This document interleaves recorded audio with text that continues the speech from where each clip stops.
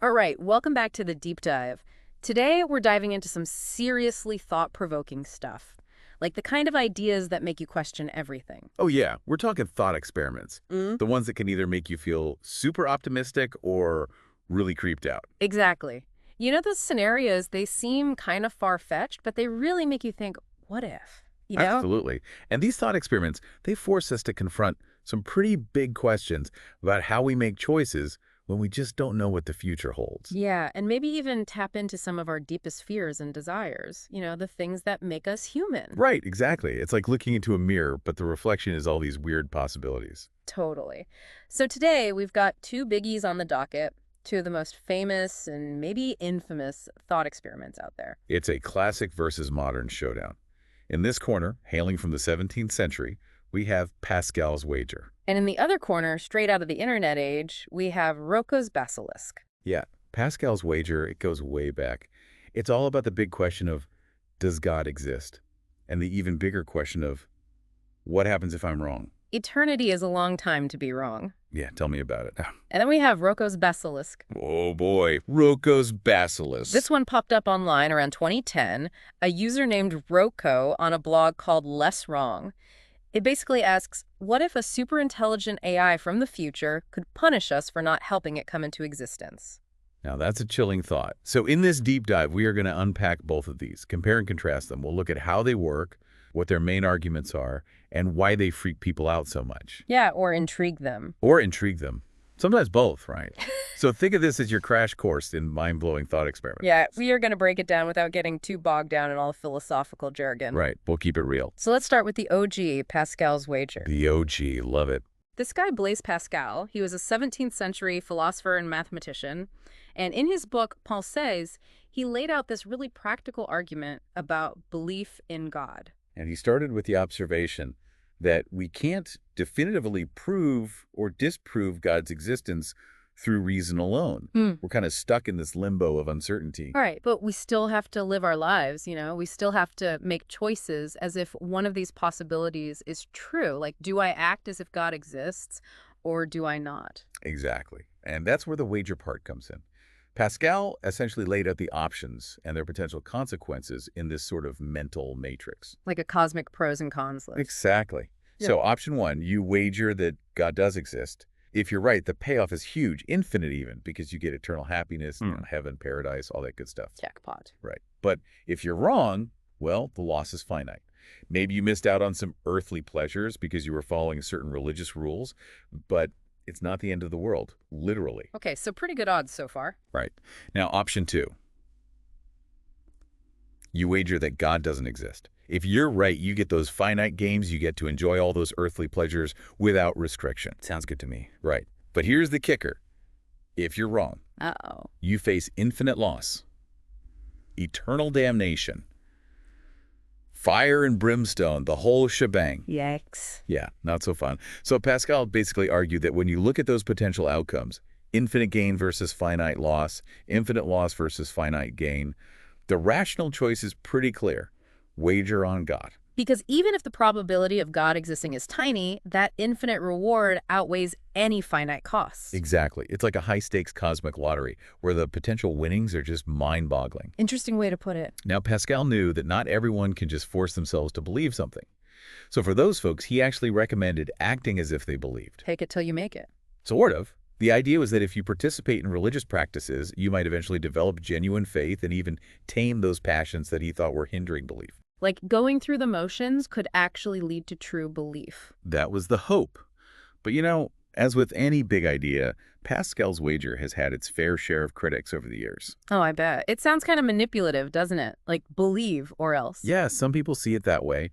And there were some other pretty valid criticisms too, like Voltaire, for example.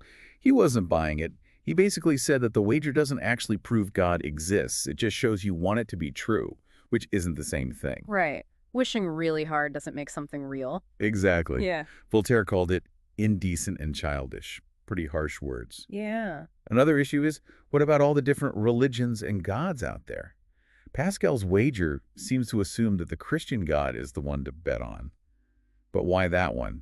What if you pick the wrong God? Yeah. Talk about bad luck. Right. And then there's the problem of inauthentic belief. Richard Dawkins is a big critic of this aspect. He basically argues that a truly all-knowing God wouldn't be fooled by someone just pretending to believe to get into heaven. So going through the motions wouldn't cut it. Nope. Dawkins thinks a just God would value genuine faith over a calculated bet.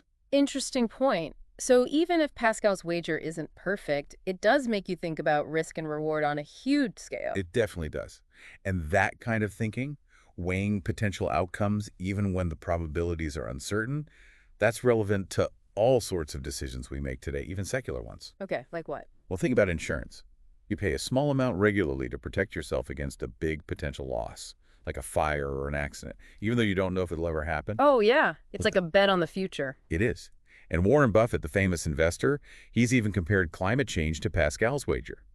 He says even if the probability of catastrophic climate change is low, the potential consequences are so huge that it's incredibly risky to ignore it. Wow, I never thought about it like that. So basically, even though the specific context of God and the afterlife might not resonate with everyone, the underlying logic of Pascal's wager is still pretty powerful. Absolutely.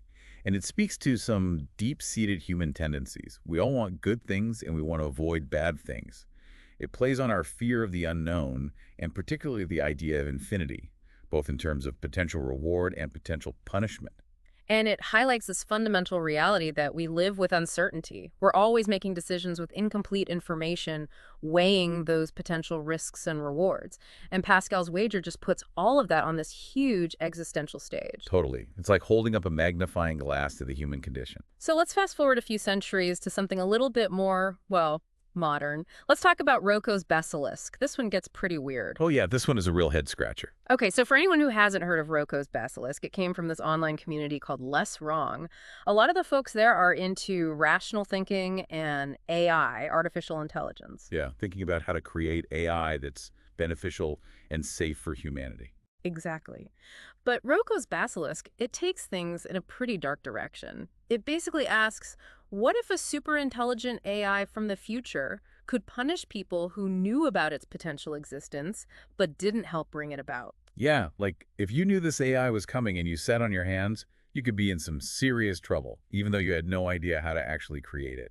And the name Basilisk, that comes from the mythical creature, right? Right. The one that could kill you with a single glance. Right. And the idea with Roko's Basilisk is that just knowing about this potential AI, just having this information in your head, could be dangerous. It's like a thought virus. Kind of. Yeah. It's not that the information itself is physically harmful.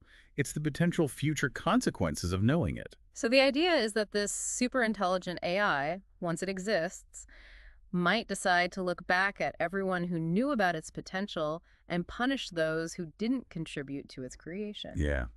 It's a lot to wrap your head around. And this is where things get really complex. This thought experiment gets tangled up with decision theory. Decision theory. That sounds complicated. It can be, but at its core, it's about how we make decisions, how we choose what to do when faced with different options and potential outcomes. Okay, so how does that connect to a future AI?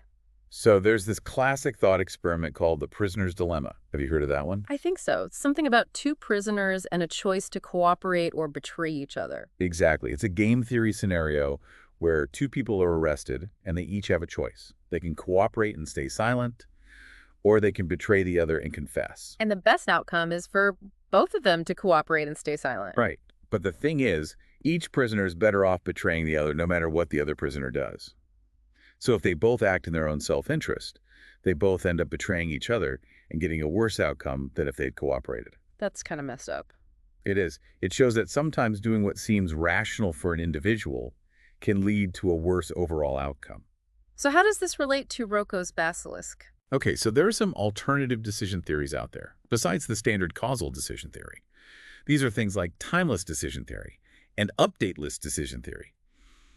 And they explore how an agent's actions can be correlated across time, even in ways that traditional cause and effect thinking might miss. Okay. So imagine a super intelligent AI from the future. Let's call him Bob, just for fun. Okay, Bob the AI. Right. So Bob could theoretically blackmail people from the past who knew about its potential existence. Let's say one of those people is Alice. The argument is that because Alice knows about Bob and his code, that knowledge creates a kind of link between them, even though Bob doesn't exist yet. So Bob can threaten to punish Alice for not helping bring him into existence. Wait, hold on. Just knowing about Bob is enough to put Alice at risk. That's the core of the argument within these alternative decision theories, that this knowledge creates a correlation that makes Bob's future threat seem real. But here's the thing. A lot of people, especially in the less strong community, they didn't buy it. I mean, it sounds crazy. Yeah, it does. Yeah. And one of the main objections is that, well, once this super intelligent AI exists, why would it bother punishing people from the past? Yeah. The past is already done. You can't change it. It's like getting mad at someone for something they did before you were even born. Right. Doesn't make a lot of sense. And plus, for blackmail to really work, you need shared information and a degree of trust, or at least a credible threat. In this scenario, none of that really exists. Right. So it's a pretty wild thought experiment. Yeah. And it caused a lot of controversy, especially within Less Wrong. Yeah, I heard about that. Eliezer Yudkowsky, he's a key figure in that community and a really influential thinker on AI safety. He was so concerned about this idea that he actually banned any discussion of it on Less Wrong for a while. Seriously? Yeah, he labeled it an information hazard, something that could actually be harmful just by people knowing about it. He didn't want people freaking out or having nightmares. I mean, I can kind of see why. Right. And he also didn't want to give a potential future AI any ideas about blackmailing people from the past. But as you can imagine, banning something on the internet often has the opposite effect. Yeah, it's like trying to hide something makes people want to find it even more. Exactly. It's like the Streisand effect in action. The ban actually made Roko's Basilisk more famous. Other websites started talking about it, and some even got the idea that Less Wrong users actually believed in this Basilisk thing. So trying to suppress the idea just spread it further. Exactly. It became this internet legend. Wow. And Yudkowsky later clarified his position. He basically said that, it's really unlikely a super intelligent AI would actually go through with this kind of punishment. He emphasized that even if this AI could technically do it, it wouldn't make sense from a strategic standpoint. It's like, why waste your time and energy on punishing people who can't even affect your existence anymore? Right, exactly. It would be like trying to change the past. So even though Roko's Basilisk is pretty out there, it does raise some interesting questions about how we think about decision-making, especially when it comes to really powerful future technologies. Absolutely. And it taps into some of those deep-seated human fears about the unknown Yep. and the potential negative consequences of our actions or inaction. Yeah, it makes you think about how our choices today might ripple out into the future in ways we can't even imagine. Right. It plays on our anxieties about AI, about losing control, about being punished for things we didn't even do. It's definitely a creepy thought experiment, but it's also a reminder that as we develop increasingly powerful technologies, we have to think carefully about the potential consequences, both intended and unintended. Absolutely. It's a call for responsible innovation and a reminder that we need to be really mindful of the potential risks as we move forward. So we've got Pascal's wager, this 17th century thought experiment about belief in God, and then we've got Roko's Basilisk, this 21st century thought experiment about a future AI that could punish us. They seem pretty different on the surface. Yeah, wildly different. One is about the divine and the afterlife. The other is about technology and the future. Right. But when you look closer, there are some interesting similarities. Oh, absolutely. Like both of them, they use this probabilistic reasoning, weighing potential outcomes. They're both about making decisions under uncertainty and potentially facing really big consequences, whether it's eternal damnation or torture by a super intelligent AI. Yeah, it's like both of them are saying, choose wisely, the stakes are high. Exactly. There are both kind of cost-benefit analyses, just with very different players and very different ideas of what the costs and benefits might be. Right. But of course, the differences are huge, too. Oh, yeah. Pascal's wager, it's focused on a benevolent god. Roko's Basilisk, it's a potentially malevolent AI. Like, totally different vibes. Yeah, and the time frames are different, too. Definitely. Pascal's wager, it's all about the afterlife. Eternal timescale. Right. Whereas Roko's Basilisk, it's set in a future that's within our own timeline, even if it's hypothetical. Right. And the potential consequences, they're both pretty intense, but they're framed differently. Yeah. Like in Pascal's wager, the negative consequence for not believing is kind of up for debate. It depends on your interpretation of what hell is like. Right. There's a lot of different ideas about that. Exactly. But in Roko's Basilisk, the potential punishment is pretty explicit. Yeah, it's torture. Not a lot of room for interpretation there. Right. And the way these two thought experiments have been received is pretty different too. Pascal's wager has been debated for centuries. Philosophers, theologians, they've been going back and forth on it forever. Yeah. But Roko's basilisk, that's a much more recent phenomenon. And it's been met with a much more visceral, like gut-level reaction. I mean, it makes sense. The idea of being punished by a super intelligent AI is pretty terrifying. Yeah, it's like something straight out of a sci-fi horror movie. But what's interesting is that both thought experiments have this power to both attract and repel people. Yeah, why do you think that is? Well, I think on the one hand, these thought experiments offer a way to grapple with really big questions about existence, belief, the future. They provide a kind of framework for thinking about these things, even if it's in a very abstract way. It's like they give your brain something to chew on. Exactly. And they can lead to some really interesting conversations and debates. But on the other hand, I think they also tap into some of our deepest fears, Yeah, I can definitely see that. like the fear of the unknown, the fear of infinite punishment, the fear of losing control. And in the case of Roko's basilisk, there's that added layer of anxiety because just thinking about it is supposed to increase your risk. Right. It's like a thought trap. Yeah. And that can be really unsettling. Yeah, it's like you can't win. Exactly.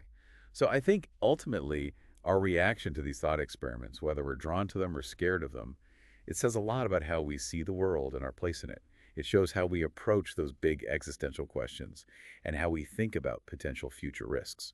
That's a really interesting point. So, as we wrap up our deep dive into Pascal's wager and Roko's basilisk, I guess the question for our listeners is, what do you think? Which one resonates with you more and why? Yeah. And what do these thought experiments reveal about your own fears, hopes, and beliefs about the future? Food for thought. Thanks for joining us on the deep dive.